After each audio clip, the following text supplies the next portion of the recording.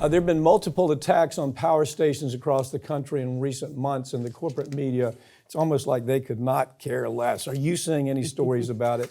I'll say the story. Well, the weather got so bad and the grid collapsed. Here's the truth about this story. In this case, give us the case and let's talk about it. Yeah, you had a couple of idiots up in Washington State who had the brilliant idea, we're going to attack the power grid, knock out the power, and then we're going to go rob a bunch of stores. So they successfully attack the power grid. They go into a store, they empty out the cash register. What's $3 million worth of damages or something? Yeah, so now they're both facing possibly up to 20 years in prison just to take a little bit of cash out of a register there.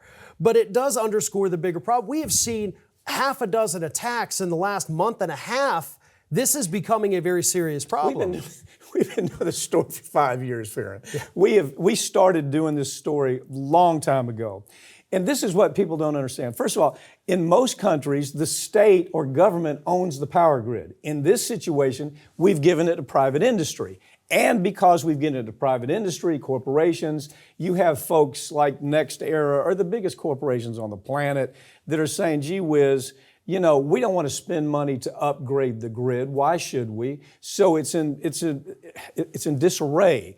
They need to take and build infrastructures, but the private corporation wants to pay dividends. They want to buy stock back. Why should they rebuild infrastructure? This isn't something private corporations ought to be doing. And so right now, here's how bad it is.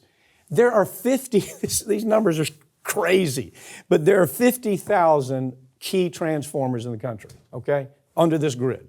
If you take 10 of those key transformers out, the entire grid system collapses.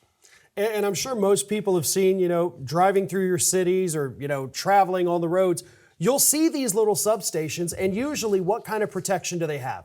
There is a chain link fence around the little power substation. So if you can overcome a chain link fence, you can knock out a power to an entire city in a matter of minutes. And of course, what we've seen so far has been a couple of, radicals all the way from Washington to North Carolina attacking these grids.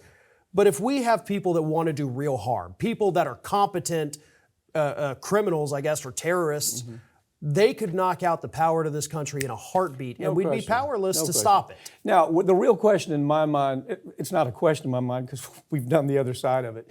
The reason the media doesn't report it, the reason corporate media doesn't report it, take a look at the advertising. It's going to come from the big power companies, whether it's local, whether it's regional, or whether it's national. The big power companies are a big part of the local television programming.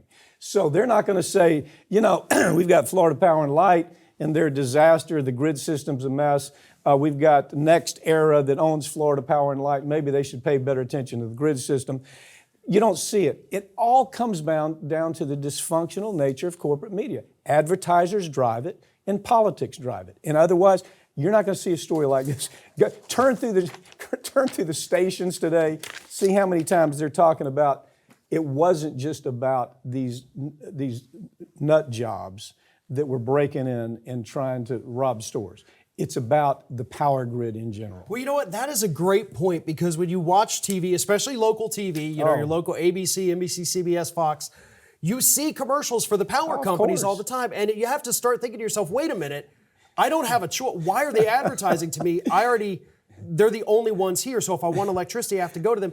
It's not because they're trying to get you to buy the product. It's because they're paying off the media. That is a great angle. It's the same way with the weapons industry with McDonald. Well, Raytheon goes on and they're talking about their Patriot missile, whatever the missile of the day is. Am I going to go buy a missile?